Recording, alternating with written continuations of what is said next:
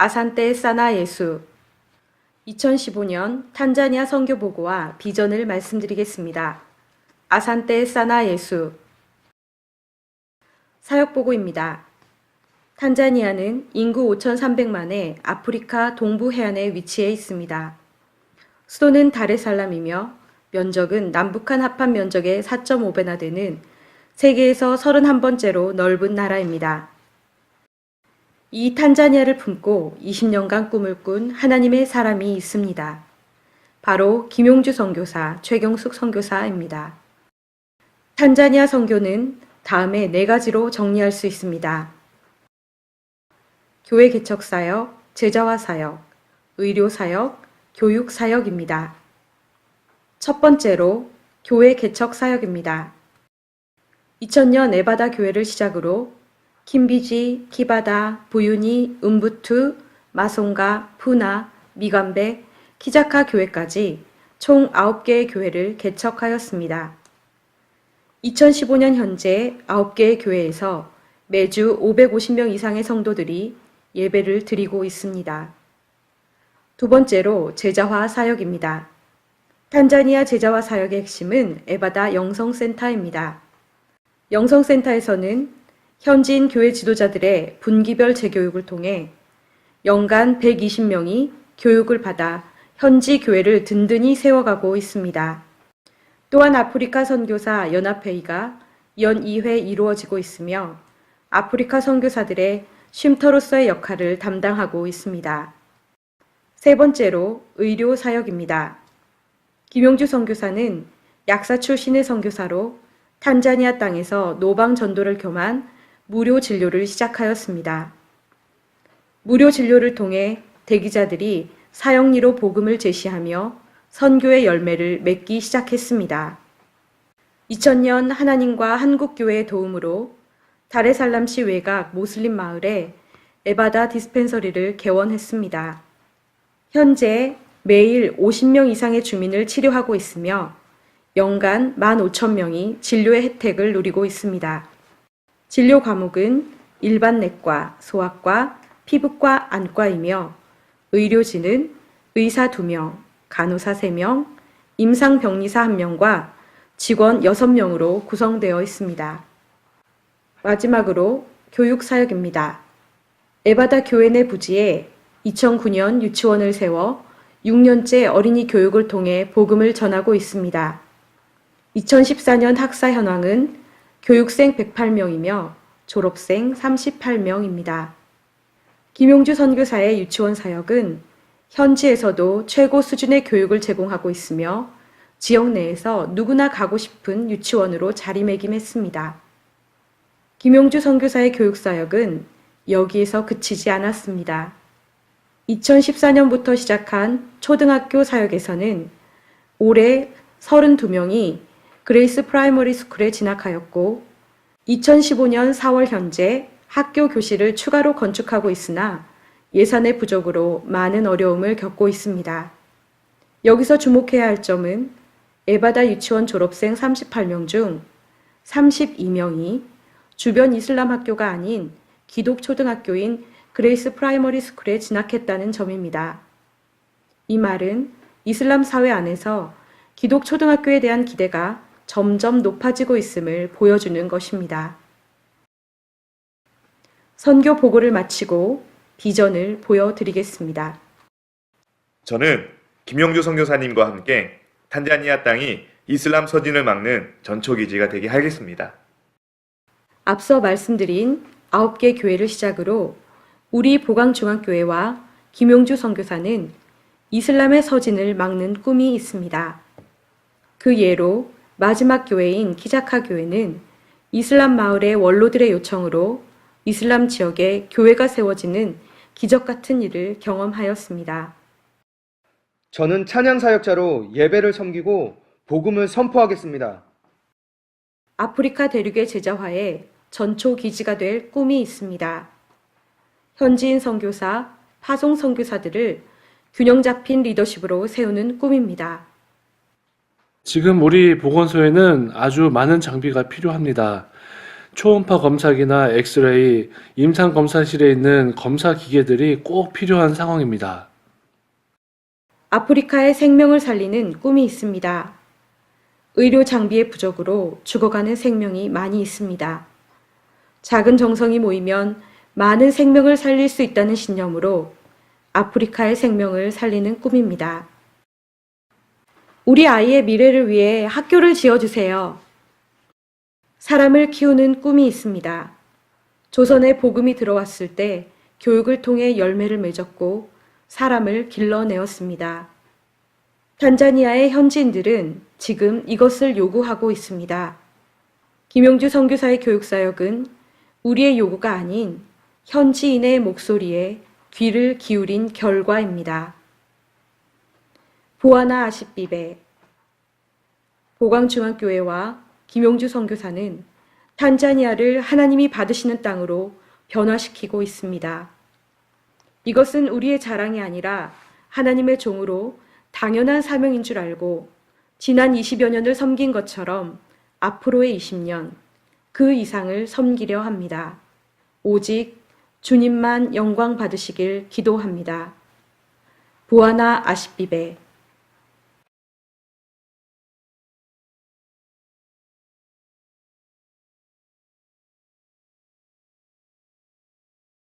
네, 감사합니다.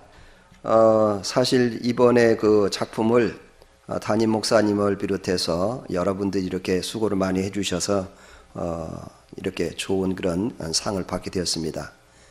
이것은 20년 전에 우리 보광중학교에서 부족한 저를 40주년 교회 기념으로 아프리카에 파송을 선교사로 이렇게 파송을 해서 제가 20년 동안 하나님이 주시는 맡긴 일을 성실히 잘 감당하고 뒤에서 또 우리 보광중학교회가 열심히 기도해 주시고 물질로 또 이렇게 후원해 주셔서 오늘의 이런 좋은 그런 결과가 있었으리라 생각합니다. 너무 감사드리고 성도 여러분께 감사드리며 하나님께 영광 올려드립니다.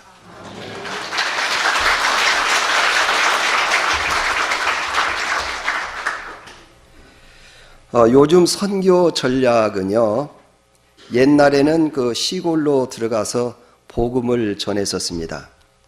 그런데 아프리카도 요즘은 선교가 시골에 가면은 사람들이 도심지로 많이 이렇게 집중해서 나오기 때문에 사람이 별로 없습니다. 우리나라도 농촌에 노인네들만 계신다는 얘기를 들었습니다. 근데 아프리카도 보면은 아직 그렇게까지는 안 되었습니다만은 시골에 가면은 젊은이들이 많이 이렇게 도심으로 나갔기 때문에 사람이 많이 줄었습니다.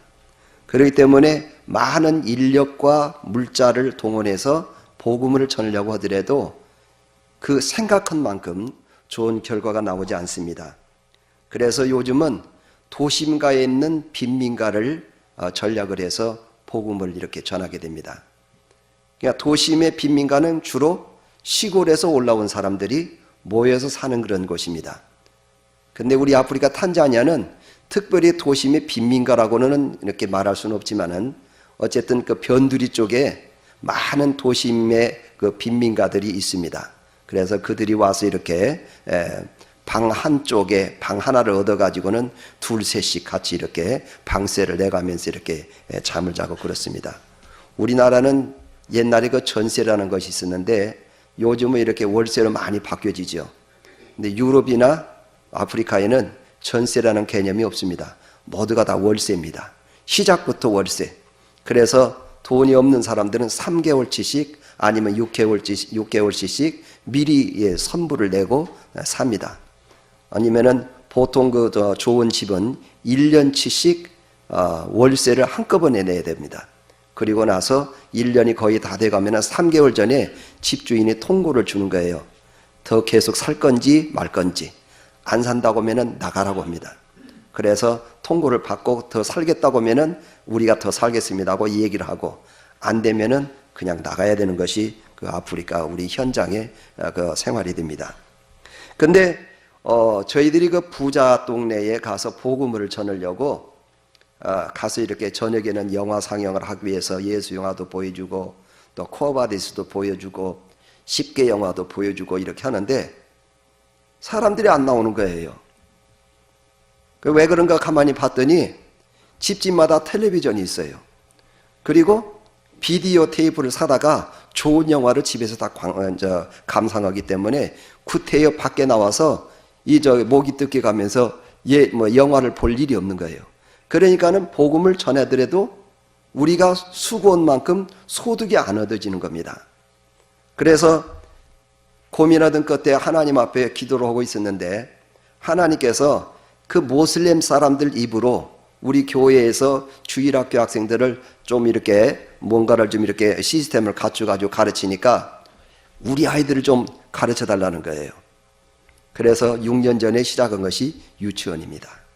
그래서 유치원을 계속 이제 가르쳤더니 그 다음에 가르치고 나니까 초등학교로 가야 될 거 아니에요? 그런데 우리 아이들을 어떻게 하느냐? 이제 계속해서 초등학교까지 선교사님이 책임져 주십시오. 그렇게 해서 할 수 없이 저희들이 시작한 것이 작년부터 초등학교를 또 시작하게 되었습니다. 초등학교를 시작하다 보니까 이제 아이들이 모여와서 이제 공부를 하는데 공부를 하다 보니까는 저희들이 이제 기독교 신앙을 바탕을 두고 이제 계속해서 매일같이 예배를 드리고 하니까는 저희들이 사는 지역이 모슬렘 지역이 한 80% 이상이 모슬렘 사람들입니다. 근데 이 사람들이 와서 교육을 받는데 아이들이 집에 가서는 밥을 먹을 때는 기도하는 거예요. 잠자기 전에 기도하는 거예요. 그러니까는 이 모슬렘들이 깜짝 놀라는 거예요. 아니 제발 그런 건 좀 가르치지 말라는 거죠. 안 하면은 그러면 그냥 데리고 가라고. 우리는 기독교 신앙을 바탕으로 해서 학교를 시작했기 때문에 내가 왜 많은 물질을 투자해 가면서 학교를 가르치느냐. 애들한테 좋은 거 가르치는데 도둑질하고 가르친 거 아니냐. 그러니까는 그냥 우리가 시킨 대로 우리 형편에 우리 룰에 따르겠다 하면은 그냥 계속 가만히 있어라. 그렇게 해서 아이들을 가르치기 시작을 해서 지금 초등학교 2학년까지 지금 받아서 계속하고 있습니다. 이렇게 하다 보니까 교실이 모자라는 거예요. 그래서 교실이 모자라서 하나님 앞에 기도하고 있는데 마침 우리 보광중학교에서 또 이렇게 물질을 좀 일부 좀 주셔서 지금 기초를 시작을 했습니다. 그리고 지금 저희들이 시작을 하다 보니까는 건축 허가를 받아야 돼요. 저는 그냥 단층 건물로는 그냥 건축 허가 없이도 그냥 시작할 수 있는데 이게 5층 건물을 시작하다 보니까는 2층 이상은 건물을 허가를 받아야 된다는 겁니다. 그래가지고는 부랴부랴 서둘러 가지고는 4개월을 지나서 교육부로부터는 건축 허가를 지금 받았습니다. 그리고 이제 거기 지역이 우리로 말하면 재개발 지역으로 묶여 있어요. 그래서 그 재개발 지역에 우리 있는 데가 우리 지금 학교 치려는 데가 대학 부지로 되어 있습니다. 그게. 그래서 앞으로 당신이 대학까지 할 수 있느냐? 하나님이 주시면 할 수 있다. 그래서 이제 그 약속을 했은 편지를 써주고 저희들이 이제 지금 허가를 좀 받았습니다. 그래서 건축을 곧 이제 계속해서 재개하려고 합니다. 문제는 이제 이 교실을 지려고 보니까 많은 물자가 필요합니다.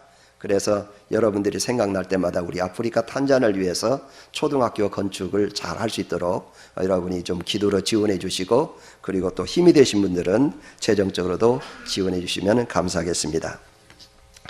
그러면은 본문으로 들어가서요. 오늘 조금 전에 누가복음 5장 1절로 11절에 있는 말씀의 내용을 보면은 게네사렛 호숫가에 예수님께서 이렇게 가시니까 많은 무리들이 따르게 됩니다. 많은 무리 따르게 되니까 예수님께서 둘러보시고 배가 두 척이 이제 그 호숫가 옆에 있는 걸 보고는 배를 갖다 한 배를 선택을 했습니다. 그리고 난 다음에 이 배를 좀 띄어라. 예수님께서 배를 시몬 배에 타시고 배를 조금 뛰게 한 다음에 그 다음에 많은 무리들을 향해서 이제 예수님이 복음을 전합니다. 말씀을 다 전하고 난 다음에 그 다음에 예수님께서 이제 저 깊은 데 가서 이제 고기를 좀 잡도록 그물을 내려라. 그렇게 하니까는 시몬 베드로가 아이고 선생님 제가 밤이 새도록 이게 이곳저곳에 많이 그물을 내렸는데 고기를 잡지 못했습니다. 그렇지만 선생님이 말씀하시니까 내가 순종하고 가서 그물을 내리겠습니다. 해서 그물을 던졌더니 많은 고기가 그물에 이제 모여든 거예요. 이게 건질라고 보니까 그물이 찢어지는 거예요. 그러니까는 자기 동료 야고보와 요한을 갖다 불러서 그 배에다가 같이 그 생선을 나눠서 싣고 보니까는 가득 찼다는 그런 내용입니다. 오늘 저는 이 말씀을 읽으면서 성경이 우리에게 지시해 주는 그런 몇 가지 교훈을 이제 같이 생각하면서 은혜를 나누려고 합니다. 첫째는 예수님께서 배에 오르셨다고 했습니다. 배에 오르신다는 것은 무슨 말씀입니까? 그것은 함께 하신다는 거죠. 우리가 예수를 믿는다고 하면서 예수님을 우리 안에 모시지 않고 살 때가 사실 많습니다. 에베소에서는 안에서라는 그런 단어가 33번이 나옵니다. 그리스도 안에서, 하나님 안에서, 또 주 안에서 이런 단어가 계속되면서 33번이 이렇게 나오게 됩니다. 예배를 드리러 나와서 예수님을 만나지 못하고 간다면은 우리가 드리는 예배는 사실은 성공한 예배라고 볼 수가 없습니다. 예배는 하나님을 만나야 하는 것입니다. 이것이 진정한 예배입니다. 요한복음 4장 24절에서는 그래서 이렇게 말씀하고 있습니다. 하나님은 영이시니 예배하는 자가 신령과 진정으로 예배할지니라. 하나님은 우리의 육으로는 하나님을 볼 수가 없습니다. 왜냐하면 하나님은 영이시기 때문에 우리 눈에 안 보이는 거예요. 영이신 하나님께 우리는 신령과 그리고 진정으로 하나님 앞에 예배를 드려야 하는 건데, 하나님이 우리 눈에 안 보이니까 하나님 없어. 그리고 그냥 대나 개나 대충 그냥 이렇게 우리가 하나님 앞에 예배를 드리고, 어떤 사람은 그냥 시간 때우기 식으로 오늘 주일날이니까 가서 예배 드려야 돼, 형식적으로 나와서 예배를 드리는 분들이 많이 있습니다. 이것은 진정한 예배가 아니죠. 저는 우리 선교지 아프리카에서 성도들에게 그렇게 가르칩니다. 여러분 눈에 하나님 보입니까? 안 보입니다. 그러면 왜 예배로 나왔어요? 하나님이 예배 드리라고 하니까 나왔죠. 그게 아니고, 우리가 우리 눈으로 하나님을 볼 수가 없지만은 하나님은 존재하시고 계십니다. 그런데 그 존재하는 계신 하나님 앞에 우리는 볼 수 없지만 하나님은 우리를 보시는 거예요. 그렇기 때문에 우리가 영이신 하나님 앞에 예배를 마땅히 진정하게 드려야 되는 것입니다. 저는 그렇게 가르치고 있습니다. 예배를 통해서 감격하게 되고, 또 예배를 통해서 우리가 기쁨을 누리게 되고, 또 예배를 통해서 성령 체험을 하게 되고, 또 하나님의 신이 내게 임하는 그런 체험의 장소가 바로 예배를 통해서 나타나야 되는 것입니다. 구약 성경을 보면은 이스라엘 백성들이 하나님께 예배를 드릴 때에 하나님의 영광이 하나님이 임재하셔서 그 영광의 구름이 그 성전에 가득했다고 성경이 기록하고 있습니다. 오늘날 성령 하나님께서 우리가 예배드릴 때 임재하셔서 우리에게 은혜를 나눠주십니다. 주님께서 내가 다른 보혜사를 너에게 보내겠다고 말씀하셨기 때문인 것입니다. 우리가 아프리카에서는 이렇게 예배를 드릴 때요, 이렇게 말씀을 들을 때에 어떤 사람이 막 소리를 지릅니다. 왜 그러는 거예요? 귀신이 그 안에 있다가 쫓겨나가는 거예요, 지금. 또 우리 찬양을 부르다가 어떤 사람은 뽕 넘어지는 거예요. 왜 그러냐면은 기절한 게 아니고 귀신이 쫓겨나가면서 그 사람을 무너뜨리고 나가는 거예요. 또 어떤 사람은 이제 예배를 드리고 그 다음에 이제 병자들이나 이런 사람들 앞에 나오라고 해서 이제 그들을 위해서 이제 기도를 하게 되면은 막 귀신이 그냥 거기에서 이렇게 발버둥하다가 그냥 그 사람을 경련을 일으키고 그냥 나가는 거예요. 그럼 막 거품도 나기도 하고, 막 어떤 사람은 떼굴떼굴 굴르기도 하고 그렇습니다. 왜 그렇습니까? 하나님은 말씀이시라고 했습니다. 그러죠? 요한복음 1장 1절에 보면은 하나님이 말씀이라고 했어요. 하나님이 말씀이니라. 이 말씀이 하나님과 함께 계셨으니 곧 이 말씀은 곧 누구냐고요? 하나님이셔요. 하나님은 우리 눈에 안 보이지만은 말씀으로 찾아오시는 하나님이 우리가 예배를 통해서 말씀을 들을 때에 우리 안에 임재하게 되는 것입니다. 그렇기 때문에 귀신이 그 안에 도무지 있지는 못하고 쫓겨나가는 거예요. 예배를 통해서 우리가 성공하는 예배를 드려야 되는 것입니다. 그래서 예배를 드릴 때에 딴 생각하고, 예배를 드릴 때에 마음은 딴 데 있고, 이건 하나님 앞에 진정으로 드리는 예배가 아닌 것입니다. 저는 옛날에 초등학교 때부터 하나님께서 특별히 저를 많이 사랑해 주신 것 같아요. 설교 말씀을 들을 때 되면 저는 집중력이 조금 있습니다. 그래서 설교를 들으면 눈이 뚫어지라고 목사님 쳐다보는 겁니다. 그런데 갑자기 어디에서 그냥 희한한 그 향취가 푹푹푹 풍겨 나오는 거예요. 어떤 때는 박하향이 이렇게 풍겨 나오는데 저는 옆에를 들여다봤어요.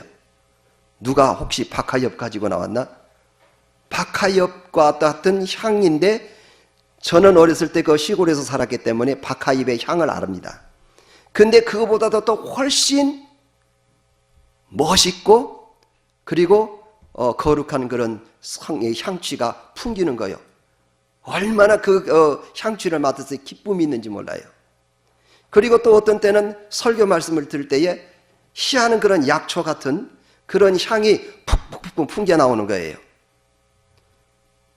그건 무슨 뜻입니까? 하나님께서 강단을 통해서 흘러가는 생명의 말씀이 하나님의 그 말씀을 통해서 내 안에 들어오고 있는 거예요. 그렇기 때문에 내가 하나님과 함께하는 그런 예배 시간인 것입니다. 예배는 나 혼자 하나님 앞에 드리는 게 아니에요. 우리가 찬양을 하나님 앞에 올려드리고 우리가 기도를 하나님 앞에 올려드리고 그리고 하나님께서 말씀을 통해서 우리 안에 임재하는 그것이 참된 예배인 겁니다. 하나님을 우리가 모시고 하나님이 우리 안에 찾아오셔서 나와 함께하는 것, 이것이 참된 예배인 것입니다. 오늘 여러분이 이 예배를 통해서 그런 예배가 회복되기를 주님 이름으로 축원합니다. 시몬은 예수님을 배 안에 모셨습니다. 예수 안에 있을 때 참된 기쁨이 그에게 나타납니다.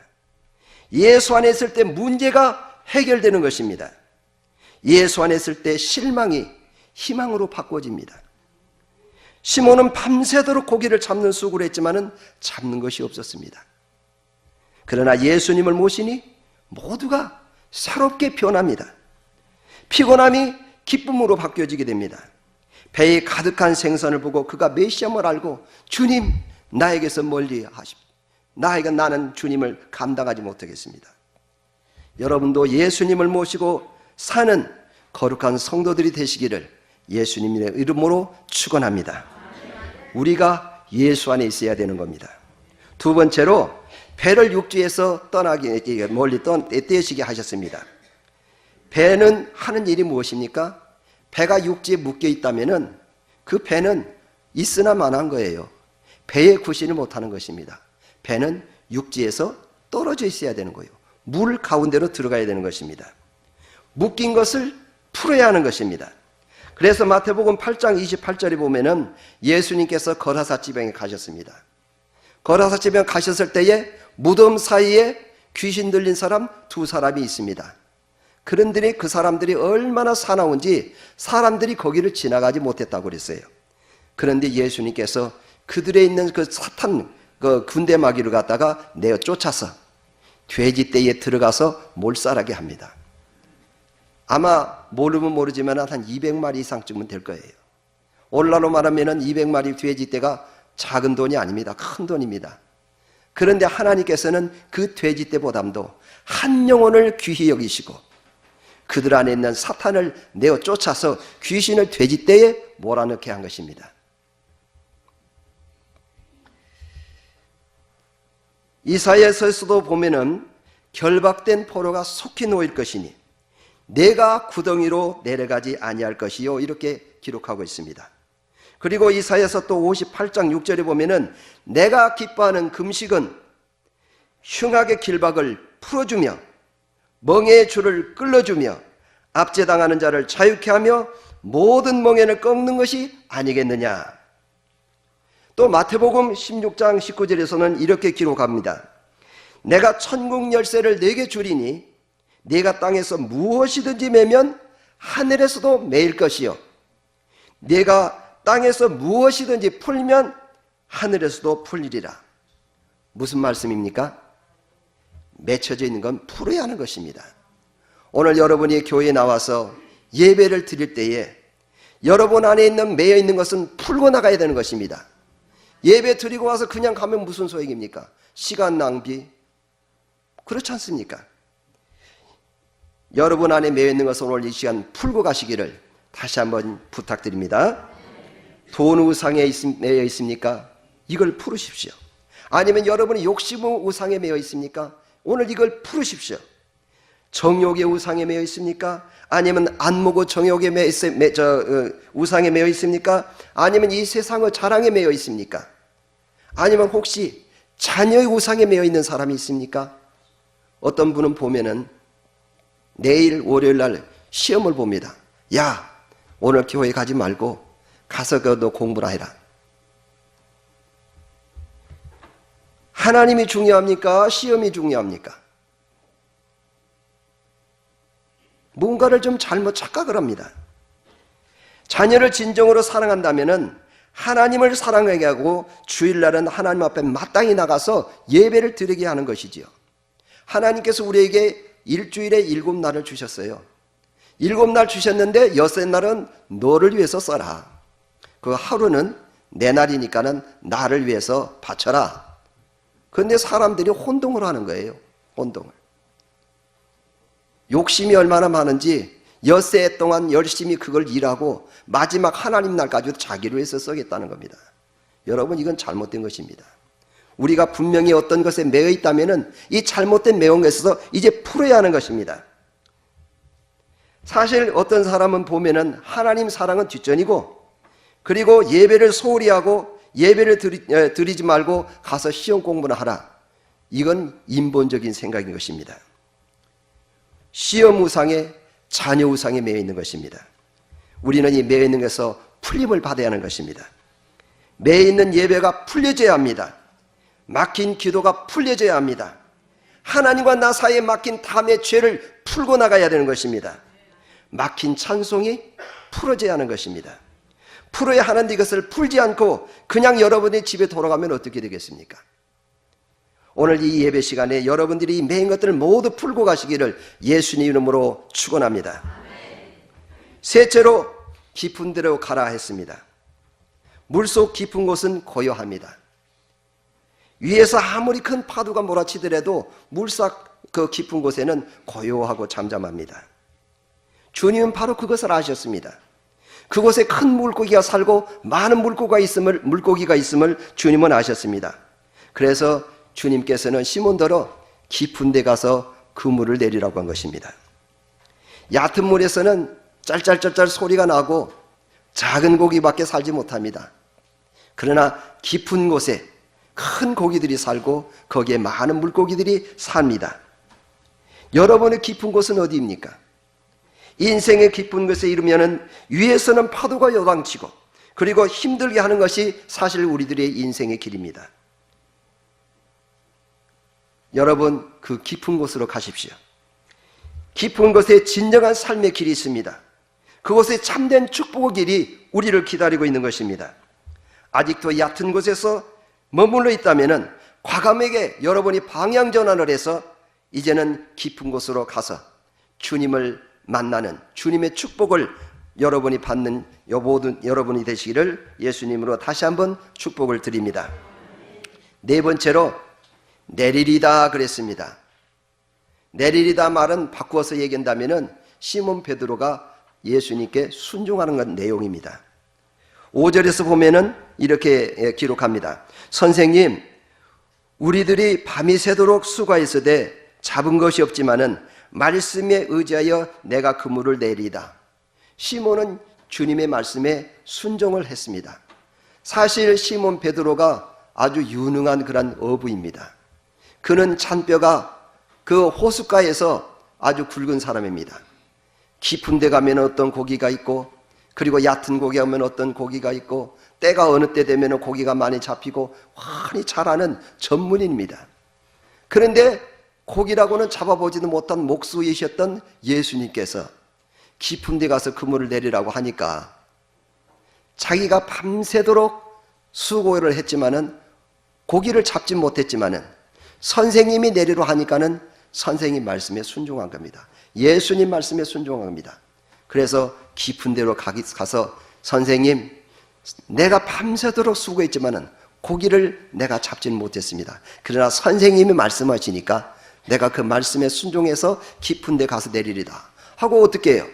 깊은 데 가서 그물을 던져서 고기를 잡아서 끌어올리니까는 엄청난 고기가 잡힌 겁니다. 그 성경에 보면 얼마나 고기가 많이 잡혔는지 그물이 찢어진다고 했습니다. 그러니까는 시몬이 그냥 그 자기 동료인 야 야고보 요한 이리 와라 같이 와서 좀 나 그물 좀 도와다오. 그렇게 해서 두 배에다 가득히 갖다 그 생선을 갖다 실었더니 가득 차게 되었다는 내용입니다. 여러분 순종이 얼마나 중요한지 모릅니다. 그래서 사무엘상 15장 22절이 하반절에 보면은 순종이 제사보다 낫고 듣는 것이 순양의 기름보다 나으니라고 기록하고 있습니다. 하나님은 순종하지 않은 사울을 향해서 이렇게 말씀합니다. 사무엘상 15장 11절에서는 내가 사울을 왕으로 세운 것을 후회하노니, 또 23절에서 보면은 이는 거역하는 것은 점치는 죄와 같고 완고한 것은 사신 우상에게 절하는 죄와 같음이라. 왕이 여호와의 말씀을 버렸으므로 여호와께서도 왕을 버려 왕이 되지 못하게 하셨나이다. 하나님 말씀에 순종하지 않으면은 하나님도 우리를 버리실 수 있습니다.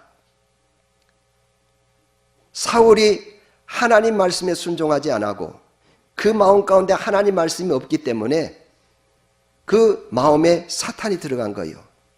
사탄이 들어가다 보니까 하나님이 없으니까는 그를 사랑하는, 그리고 그 참된 그런 그 나라를 사랑하는 다윗을 향해서 일생토록 그를 죽이려고 쫓아다닙니다.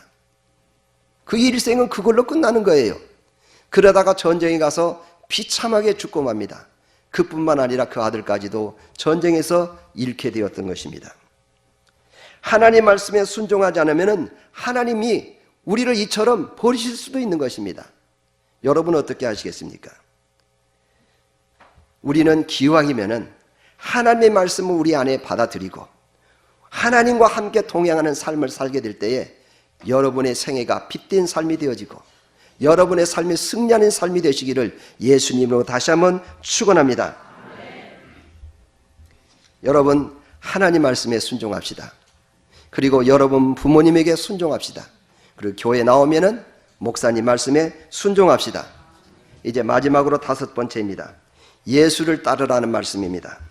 11절에 보면은 그들이 배를 육지에 대고 모든 것을 버려두고 예수를 따르니라. 우리가 많은 축복을 받고 살아가고 있습니다. 그러나 살면서 이 축복을 느끼지 못하고 감사하지도 않고 사는 사람들이 많이 있습니다. 시몬은 예수님의 말씀에 순종했더니 많은 물고기를 잡았다고 했습니다. 그러나 그것을 버려두고 예수님을 따랐다고 했어요. 배에 가득한 고기들과 배를 버려두고 예수님을 따른 것입니다. 우리가 하나님이 주신 많은 축복을 받았음에도 불구하고, 우리가 하나님께서 주시는 건강을 받았음에도 불구하고 그저 나를 위해서, 내 가정을 위해서만 쓰려고 하는 사람들이 있습니다. 우리에게 축복을 주셔서 물질도 주고 건강도 주었지만은 이것을 이제 나만을 위해서 쓰는 것이 아니라 이웃을 위해서. 성경을 보면은 어떻게 되었어요? 첫 번째는 위로 하나님을 사랑하고 밑으로는 이웃을 사랑하라고. 성경 내용이 그거예요. 사랑 빼놓고는 이 성경에 기록할 수 있는 건 요소는 없는 것입니다. 첫째는 하나님 사랑, 두 번째로는 이웃 사랑인 것입니다. 그 말은 무슨 뜻입니까? 이웃 사람들이 가서 예수 믿으라고 전도하라는 거예요. 다 같이 전도합시다. 전도합시다. 복음 전해야 되는 것입니다. 주님을 따라야 할 일이 무엇입니까? 바로 이 전도입니다. 예수님께서 시몬에게 뭐라고 말씀하십니까? 마태복음 16장 18절에 보면은 내가 네게 이르노니 너는 베드로라. 내가 이 반석 위에 교회를 세우리니.